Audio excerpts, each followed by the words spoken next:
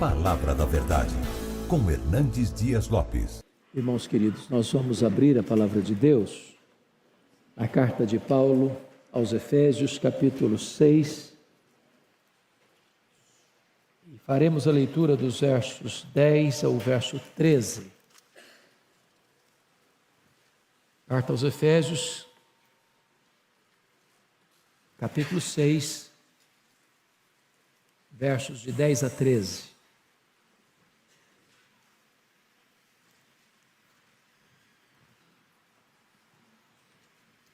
Paulo escreve assim: quanto ao mais, sede fortalecidos no Senhor e na força do seu poder, revesti-vos de toda a armadura de Deus, para poderdes ficar firmes contra as ciladas do diabo. Porque a nossa luta não é contra o sangue e a carne, e sim contra os principados e potestades, contra os dominadores deste mundo tenebroso, contra as forças espirituais do mal nas regiões celestes. Portanto, tomai toda a armadura de Deus, para que possais resistir no dia mau, e depois de terdes vencido tudo, permanecer inabaláveis. Arnold Toynbee, excelentíssimo historiador, disse que a história da humanidade é a história das guerras. Desde que o pecado entrou no mundo, jamais houve um tempo de completa paz. As guerras fazem parte da história humana. Cada acordo de paz se investe ainda mais em armas de destruição. Só no século passado, o mundo foi assolado por duas grandes guerras mundiais. A primeira delas, 1914 a 1918, mais de 30 milhões de pessoas foram ceifadas. Parecia que o mundo aprenderia a lição. Mas em 1939 começa a Segunda Guerra Mundial, que vai até 1945, e mais de 60 milhões de pessoas foram eliminadas cruelmente. Proliferam-se as guerras étnicas, as guerras tribais, as guerras religiosas, as guerras ideológicas. E nós estamos num mundo em pé de guerra. Famílias contra famílias, partidos políticos contra partidos políticos, ideologias contra outras ideologias. Mas hoje eu não vim aqui tratar desse tipo de guerra. Hoje eu quero tratar com você sobre uma guerra mais ampla, mais grave, de consequências mais danosas. Eu quero usar como tema hoje: estamos em guerra. Que tipo de guerra é esta? Que tipo de batalha é esta? Que abrange a todos nós. Nessa peleja não há campo neutro. Nesta peleja não há ninguém dispensado. Quem não é um guerreiro é uma vítima. Não há lado neutro. Quando eu era criança ainda, vi um quadro dependurado na parede de uma igreja. E alguns talvez já viram esse quadro, chamado Quadro dos Dois Caminhos. E naquele quadro, quando observei um pouco mais atentamente, percebi um grave erro. Havia um caminho estreito, sinuoso, íngreme, rumo à glória. Havia outro caminho largo, espaçoso, concorrido por uma multidão. Prazeres, diversões, vícios, festas, excessos. Mas curiosamente no quadro havia um grupo que ainda estava antes dos dois caminhos, como se ainda tivesse que fazer uma opção: qual caminho seguiriam, se o largo ou se o estreito. Você não encontra isso na Bíblia. Ou o homem está no caminho largo, ou o homem está no caminho estreito. Ou ele vive debaixo do governo de Cristo, ou ele está sob a potestade de Satanás. Ou ele está no reino da luz, ou ele vive no império das trevas. Ou Jesus é o Senhor da sua vida, ou ele está debaixo do tacão de Satanás. Ou Deus governa a sua história, ou ele está sob a potestade do mal. Não há campo neutro. Certamente a vida cristã não se desenrola aí num parque de diversões, numa colônia de férias. Nós vivemos num campo minado. Não apenas a nossa carne milita contra nós, porque a inclinação da carne dá para o mal e a inimizade contra Deus. Não apenas o mundo, esse sistema posto no maligno, cujos valores são outros, diferentes dos valores do reino de Deus, distorcendo a verdade, maquiando a mentira, dourando a pílula, transformando o pecado em algo apetitoso, vantajoso, proveitoso, necessário. Mas temos ainda mais, um inimigo invisível, porém real. Um inimigo que você não pode lutar contra ele com armas carnais, mas você precisa de armas espirituais, poderosas em Deus, para destruir fortalezas e anular sofismas. Todos nós estamos nesta guerra. E hoje eu quero tratar com você exatamente sobre este assunto.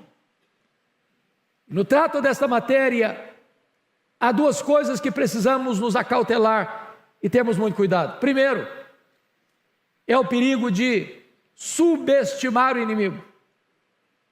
Quando se trata de guerra, não há nada mais perigoso do que você enfrentar um inimigo que você não sabe quem é, não conhece o seu poder, a sua força, a sua estratégia, as suas armas, seu perigo, suas ciladas, suas armadilhas.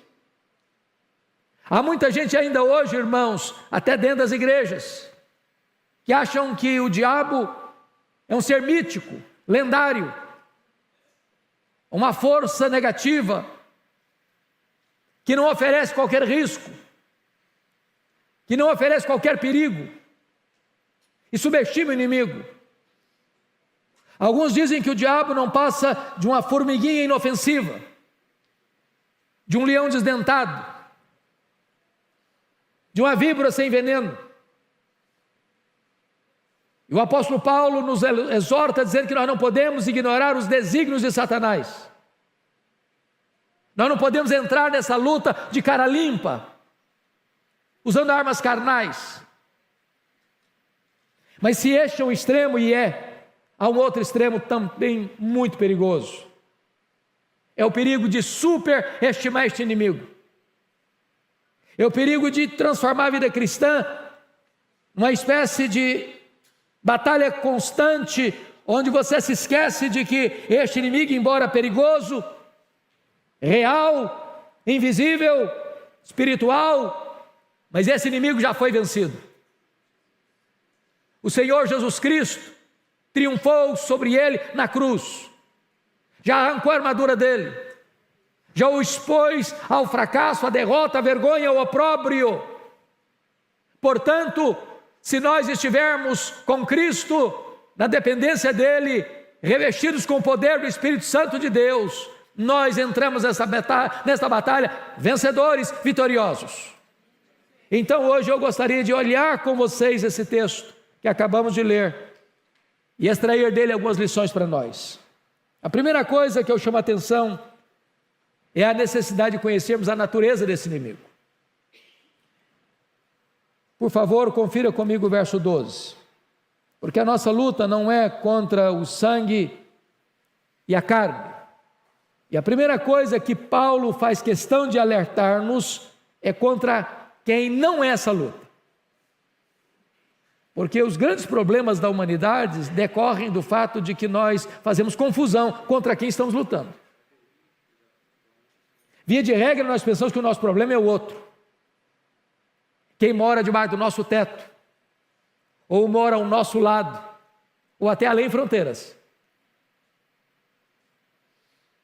Onde pessoas acham que precisam ferir o outro, falar mal do outro, desconstruir o outro, realizar um verdadeiro assassinato de reputação para desmantelar a vida do outro. Não é assim nos conflitos internos? Marido e mulher, pais e filhos, irmãos contra irmãos, onde a família vira um campo de guerra, onde a batalha dentro do lar está cada dia mais acesa. Uma das coisas que mais tem me chocado nesses últimos tempos é perceber o aumento explosivo de separação conjugal nesse período pós-pandemia. O conflito que se avoluma, as crises que se agigantam, as brigas que se tornaram mais intensas, e as pessoas não sabem conviver mais, não sabem superar crises mais. E é necessário entendermos isso, irmãos. A nossa luta não é contra pessoas, não é contra carne e sangue. Seu problema não é a sua família, não são os colegas de trabalho, não são os concorrentes dos seus negócios, não é por aí que você vai entender essa batalha. Senão não vão declarar guerra contra pessoas, vamos odiar a gente. Estamos vivendo uma época de polarização na nossa nação, famílias em guerra, partidos políticos em guerra, uns contra os outros. E às vezes a gente pensa que é derrotando o outro que nós vamos ganhar essa batalha, e a nossa luta não é contra carne e sangue, não é contra carne e sangue. Mas então, vamos olhar a segunda pergunta: se a nossa luta não é contra carne e sangue, contra quem é a nossa luta? E eu peço que você olhe comigo o verso 11 e o verso 12 para responder isso. Revesti-vos de toda a armadura de Deus, para poderes ficar firmes contra as ciladas do diabo. Porque a nossa luta não é contra carne e sangue, sim contra os principados e potestades, contra os dominadores deste mundo tenebroso, contra as forças espirituais do mal, nas regiões celestes. A primeira coisa que o texto diz é que a nossa luta é contra o diabo. Versículo 11. E esse ser é um ser maligno, não é um mito, não é uma lenda, é um anjo caído, que a Bíblia chama de Satanás, diabo, maligno, tentador, assassino, ladrão, Apolion, Abadom, pai da mentira, príncipe da potestade do ar, Deus desse século, leão que ruge, antiga serpente, que veio para roubar, para matar e para destruir. E quando você olha o currículo dele, com os nomes que a Bíblia lhe dá, você percebe que você não pode enfrentá-lo de cara limpa, na força do braço, com estratégias humanas. Se não bastasse isso, o versículo 12 retrata para nós que existe uma corja que o acompanha, os anjos caídos, que estão sob o seu comando. E John Mackay, escrevendo um comentário sobre Efésios, fala da ordem da desordem, porque você percebe que este inimigo tem uma organização no seu sistema maligno, principados, potestades, dominadores deste mundo tenebroso, forças espirituais do mal, são escalonamentos de poder neste mundo maligno que guerreia contra nós. Nas palavras do Dr. Mark Lloyd Jones, na melhor obra que já li sobre batalha espiritual, o combate cristão, ele diz que há demônios e demônios. É por isso que Jesus Cristo disse para os seus apóstolos: esta casta não sai senão com oração e jejum. Há resistências maiores e menores. E nós precisamos entender que toda essa estrutura maligna, toda essa orquestração do mal em estratificações de poder declaram guerra contra nós, e a nossa batalha é contra esses seres malignos que não dormem, que não tiram férias, que ficam nos espreitando, porque a Bíblia diz que o diabo anda ao nosso redor como um leão que ruge, procurando a quem devorar. Ele vive por aí, rodeando a terra e passeando por ela.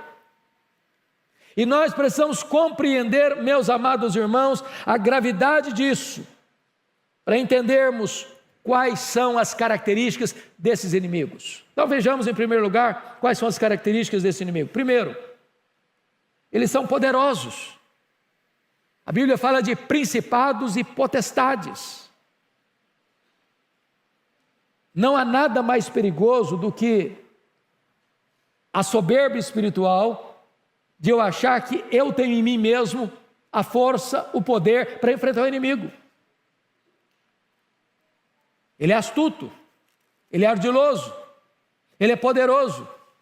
E nós precisamos nos acautelar para não acharmos que nós temos condições de enfrentá-lo com o nosso próprio entendimento, com a nossa própria força. Ele é o espírito que atua nos filhos da desobediência, fazendo eles escravos. Ele cega o entendimento dos incrédulos. Podem perceber isso. A gente pensa que o diabo ele age só uma pessoa que você vê se retorcendo, espumando, endemoniada. Não, o diabo age nos meios acadêmicos, cegando o entendimento, trazendo confusão ideológica, trazendo confusão filosófica, trazendo confusão de conceitos, cegando o entendimento, tapando os olhos à realidade espiritual. O diabo age como? Na ganância.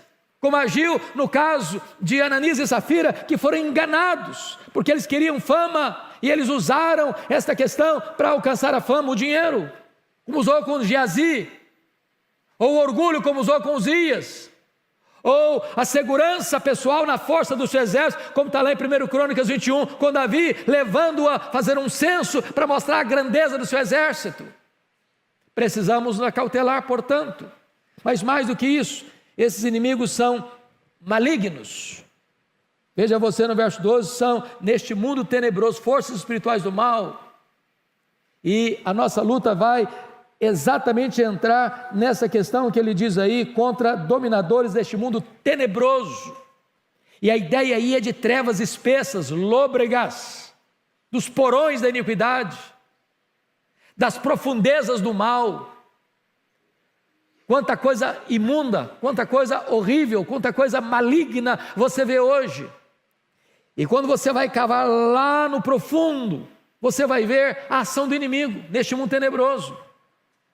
Guerras, assassinatos, arrombamentos, assaltos, aborto, arrombamentos tirando a vida do outro, latrocínio. Tudo isso, irmãos, existe por trás muito mais que uma mente humana. O homem é caído, é verdade. O mundo está posto maligno, é verdade. Mas por trás da carne, por trás do sistema do mundo, existe um agente do mal inspirando tudo isso. Você olha, por exemplo, a questão do cinema hoje, que é uma arte extraordinária.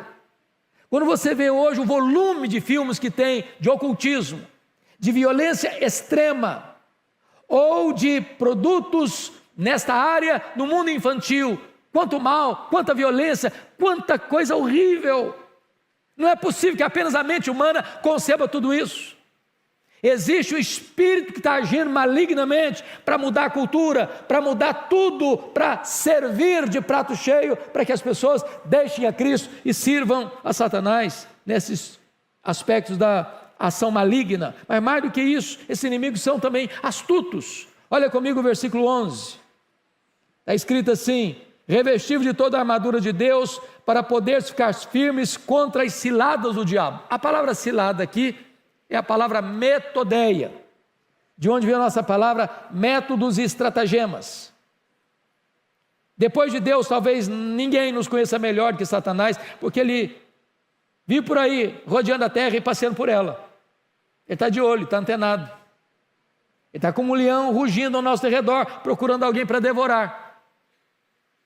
E ao conhecer-nos, ele sabe o seu ponto forte, supostamente forte. Aquilo que você acha que você é forte, que pode ser o seu ponto mais fraco. Lembram de Pedro? Pedro, quando Jesus diz: olha, Pedro, Satanás requereu você para peneirar você como trigo, mas eu roguei por ti. E Jesus já havia dito para eles: olha, nesta noite todos vós os escandalizareis comigo, como está escrito, feriria o pastor e as ovelhas ficarão dispersas. E Pedro: não, Senhor, a corda não rói do meu lado, Eu sou um homem forte.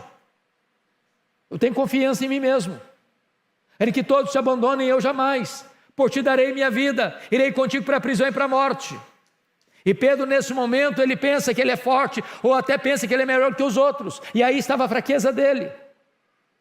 Por isso a Bíblia diz: aquele que pensa está em pé, veja que não caia. Não confie em você, não confie no seu conhecimento, não confie na sua cultura, não confie na sua riqueza, não confie na sua saúde, não confie no seu potencial. Saiba disso, você depende da graça de Deus para ficar de pé. Mas, amados, o inimigo também conhece o nosso chamado ponto fraco. Todos nós temos um calcanhar de Aquiles. Nem todos são tentados na mesma proporção, com as mesmas coisas. Um é tentado na área do sexo, outro é tentado na área do dinheiro, outro é tentado na área da vaidade, da soberba, da arrogância. E ele conhece essas coisas, e ele patrocina o ambiente para que você pise numa casca de banana e caia. Então vigie. Ele tem muitas ciladas. Foi assim que a Bíblia diz com Jesus Cristo. Ele tentou Jesus 40 dias no deserto. 40 dias. Jesus estava com fome, tinha jejuado 40 dias, e ao longo dos 40 dias, Satanás está tentando Jesus. E diz a Bíblia, lá em Lucas 4, que o diabo o abandona e o deixa até momento oportuno. Ele volta à carga, de outra maneira, com outros instrumentos, com outras estratégias, com outros métodos. Então vigie, meu irmão, vigie. Mas mais do que isso, meus amados, precisamos agora não só conhecer esse aspecto, mas conhecer as estratégias dele. Então vamos olhar um pouquinho. Lá em Lucas 11, 21 e 22, diz que este inimigo é chamado de valente, e ele tem uma casa bem guardada, e guarda em segurança todos os seus bens. A pergunta é: quem é esse valente? É o diabo. Quais são os bens que estão nessa casa, que ele guarda com segurança?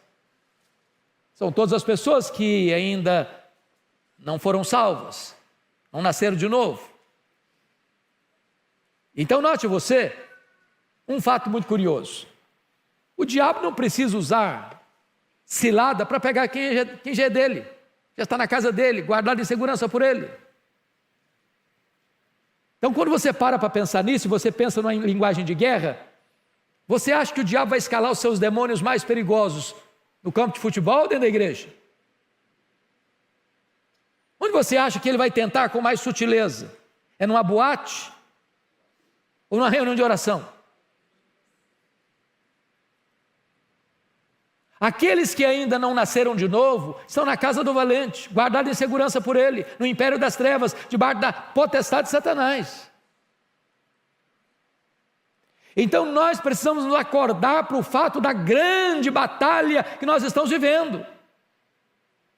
Agora notem, o que tipo de cilada ele usa para atingir o povo de Deus? Primeiro, está lá em Mateus 13:19. Ele furta a palavra de Deus semeada no coração. O Senhor Jesus, na parábola do semeador, diz que o semeador saiu a semear. Parte da semente caiu à beira do caminho. Os homens pisaram a semente, e as aves dos céus comeram a semente. E Jesus, interpretando a própria parábola, diz que essa semente, que foi jogada na beira do caminho, que os homens pisaram, que as aves comeram, é quando a palavra é pregada, e o diabo vem e arrebata do coração, e a pessoa não crê. Tem muita gente que acha que o diabo não consegue entrar dentro de um templo evangélico. Pois ele entra sim. Ele entra sim.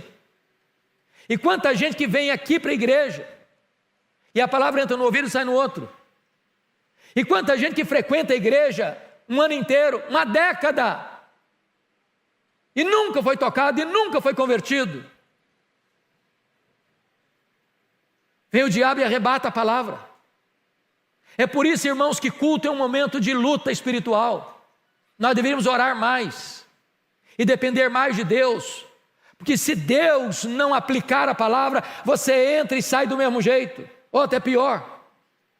É por isso que nós precisamos pedir para que Deus, por sua graça, tire a venda dos olhos, tire o tampão dos ouvidos e troque o coração de pedra por um coração de carne, para que as pessoas se humilhem debaixo da poderosa mão de Deus ao ouvirem a palavra de Deus. Mas mais do que isso, o diabo faz mais. Diz a Bíblia lá em Gênesis 3, 1 a 5, que ele coloca dúvidas sobre a palavra de Deus. É isso mesmo que Deus disse. Eu hoje de manhã, lá em Cuiabá, estava sentado, cheguei um pouco mais cedo, num banquinho, o culto ainda não tinha começado, chega uma irmã e disse para mim com o coração apertado, que a sua filha, nesse período de pandemia, deixou a igreja, e agora ela não acredita mais na Bíblia. A Bíblia já não faz mais sentido para ela. Foi criada no Evangelho, criada na igreja, aluna de escola dominical. Quantas pessoas que hoje ainda estão ouvindo o sibilo da serpente, que Eva ouviu, é assim mesmo que Deus disse? Será que esse livro merece confiança? Será que a Bíblia é a palavra de Deus? Será que esse livro é inerrante? Será que esse livro é infalível? Será que esse livro é suficiente? Será que eu ainda posso continuar crendo na Bíblia? Será que não é um livro ultrapassado? Será que não é um livro que precisa ser atualizado? E o diabo está destilando essas dúvidas no coração das pessoas. Nós precisamos nos acautelar, meus irmãos, porque todo desvio da Bíblia é insinuação de Satanás. Ele quer levar você para longe da Bíblia. Ele quer levar você a colocar em dúvida esta eterna e preciosa palavra de Deus. Mas mais do que isso, olha comigo a Escritura, em terceiro lugar, ele vai gerar insatisfação. Meus irmãos, não tem nada mais perigoso que o diabo fez com Adão e Eva lá no Éden, que eu estou fazendo hoje. A pessoa está insatisfeita com a vida, está insatisfeita com a casa que mora, está insatisfeita com a roupa que veste, está insatisfeita com a comida que come, está insatisfeita com o cônjuge, está insatisfeita com os filhos, está insatisfeita com a igreja, está insatisfeita com a nação. Ela está insatisfeita, e quando você está insatisfeito, um paraíso vira um tormento para você. O jardim do Éden vira um lugar terrivelmente estreito para você. Quando você está insatisfeito, a casa do Pai é um lugar de opressão e não um lugar de mesas fartas para você. Você começa a flertar com o mundo, flertar com o pecado, flertar com as aventuras, flertar com as loucuras, achando que lá está a vida. Ação do maligno. Mas mais, em quarto lugar, diz a Bíblia que o inimigo semeia o joio no meio do trigo. E quando Jesus vai interpretar, diz que os joios são os filhos do maligno. Preste atenção nisso. O diabo tem seus filhos, o diabo tem seus agentes, e às vezes, jeitosamente, ele consegue introduzir dentro da igreja os seus elementos. Parece crente, mas não é. Tem cacuete crente, mas não é. Fala igual crente, mas não é crente. Sabe qual é a diferença do joio? Eu estava agora lá em Israel, e uma pessoa, nós passando pela estrada, paramos o ônibus, tinha uma plantação e tinha joio, e ele pegou igualzinho o trigo, e ele moeu na mão, virou farelo, não tinha nada, era só farelo, era só palha, parece trigo, mas não é trigo. Na hora que a coisa aperta, na hora de tirar o extrato da vida, não tem vida. E o inimigo lança essas pessoas dentro da igreja, para causar cisânia, para causar divisão, para causar escândalo, para trazer confusão no meio do povo de Deus. Acautelemo-nos. Mas mais do que isso, o diabo ele não entra na igreja, pois eu quero lhe dizer que ele sobe ao púlpito. Sobe ao púlpito. Lá em Zacarias capítulo 3 diz que o sumo sacerdote Josué estava ministrando e Satanás está do lado direito dele para se lhe opor. Quando um pregador se levanta para desviar o povo da palavra, para torcer a palavra de Deus, para pregar uma outra coisa, o diabo está lá, para desacreditar. Ou quando o pregador não está levando Deus a sério, o diabo está lá, do lado direito dele, para se lhe opor. Mas mais do que isso, irmãos, mais do que isso, a Bíblia fala que o diabo às vezes tem ingerência na mente de um crente. Vocês se lembram de Pedro? Lá em Mateus 16, depois de afirmar que Jesus era o Cristo, Filho do Deus vivo, Jesus falou para eles que ele tinha que subir para Jerusalém, ser entregue nas mãos dos principais sacerdotes, para ser crucificado, para ressuscitar o terceiro dia. E diz a Bíblia que Pedro chama Jesus à parte e passa a repreender a Jesus. Não, tem misericórdia de ti mesmo, tem compaixão de ti mesmo, isso não pode acontecer. E Jesus era Satanás. És para mim causa de tropeço. Jesus não está chamando Pedro de Satanás, não. Jesus não está dizendo que Pedro está endemoniado, não. O que Jesus está dizendo é que Satanás estava tentando introduzir na mente de Pedro ideias que não eram dele, para afastar Jesus da cruz.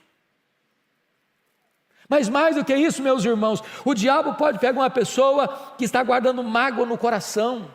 Sabe o que a Bíblia diz? Não se deixe pôr o sol sobre a vossa ira, nem deis lugar ao diabo.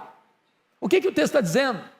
O texto está dizendo que quando um crente guarda mágoa no coração, fica com raiva de alguém, remoendo isso, ruminando isso, magoada, sem falar com a pessoa, sem perdoar a pessoa, ele está abrindo um flanco na vida dele para o diabo entrar. Irai-vos e não pequeis. Não se deixe pôr o sol sobre a vossa ira, nem deis lugar ao diabo.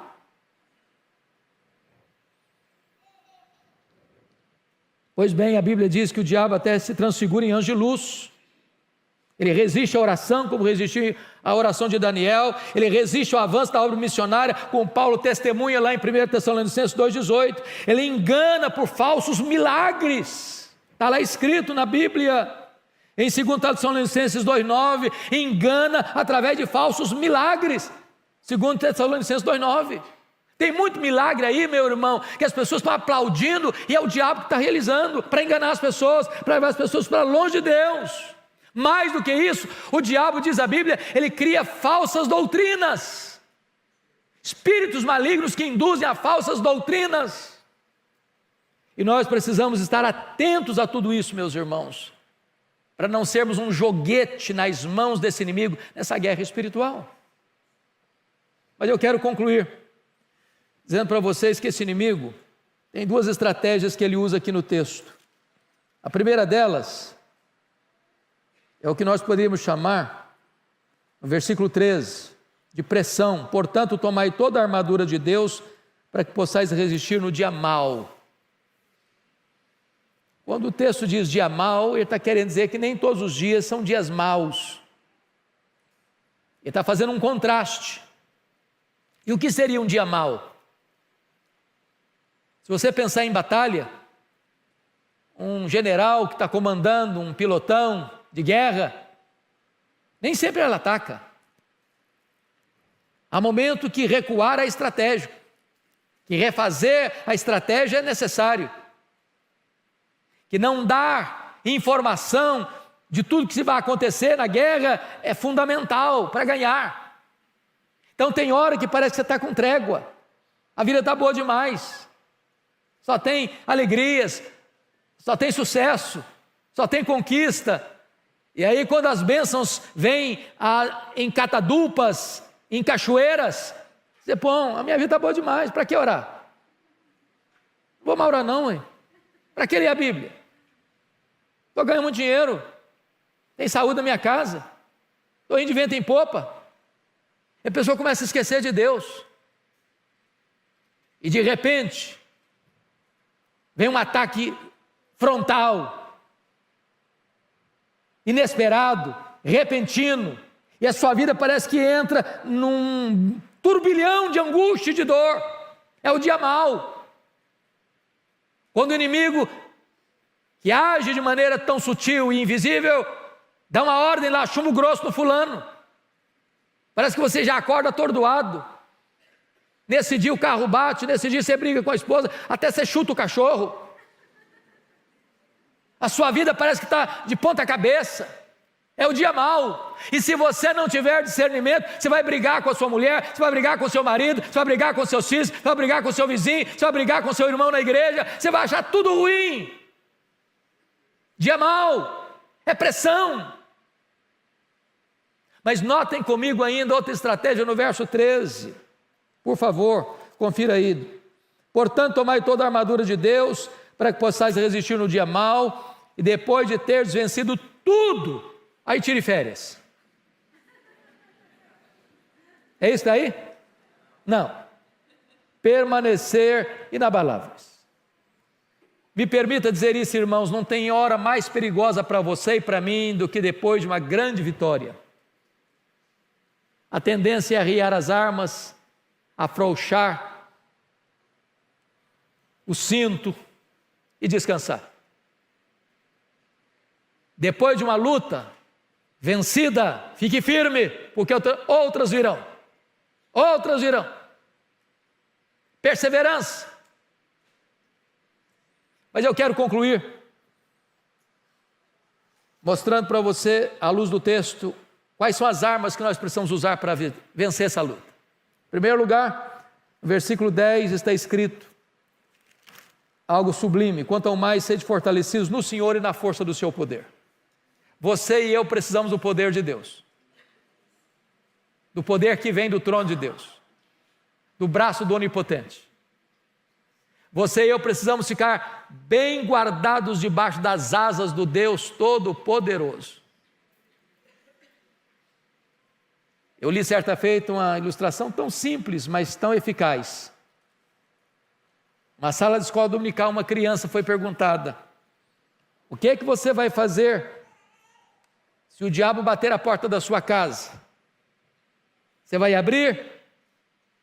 A menina respondeu: se eu for à porta e eu ver que é o diabo que está lá, vou abrir não, vou chamar Jesus para atendê-lo.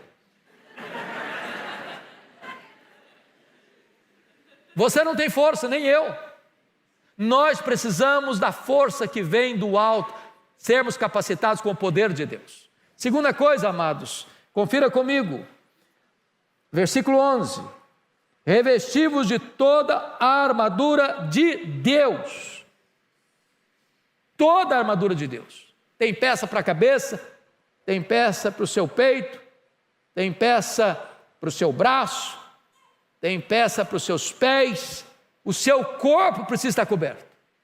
Mas é curioso que não tem peça para as suas costas. Você precisa vigiar. Vigiar, olhos atentos. Então, toda a armadura de Deus.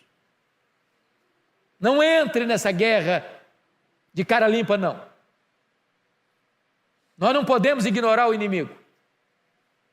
Nós precisamos tomar toda a armadura de Deus. E preste atenção nisso.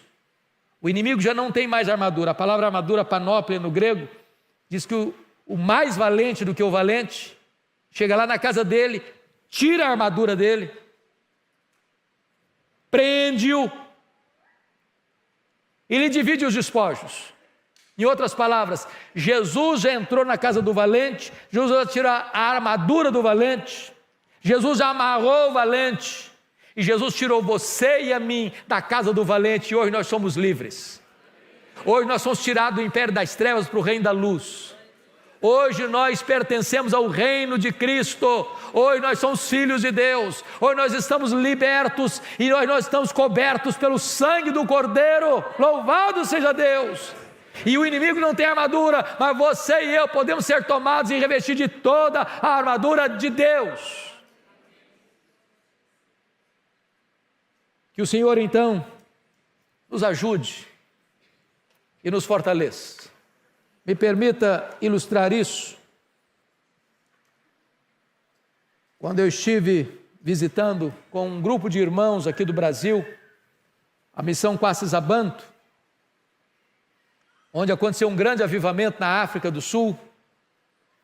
Aquele avivamento começa com uma história muito curiosa, com o pastor Earl Stiggin.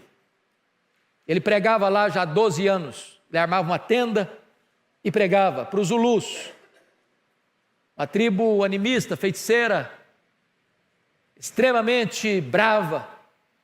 Para você ter uma ideia, quando 2 Zulus entravam em conflito, em guerra pessoal, em briga pessoal, um tinha que matar o outro. E ao matar o outro, tinha que abrir o ventre, pegar o fígado e chupar o sangue, para dizer que ele era homem, bravo, guerreiro. Resultados pífios, 12 anos. Até o dia que o pastor Erlo estava pregando e entra uma mulher, se assenta no último banco. Terminado o culto, o pastor vai conversar com ela, e ela pergunta assim: pastor, o senhor pregou hoje que o seu Deus tem todo o poder, é isso mesmo? É isso mesmo que eu preguei.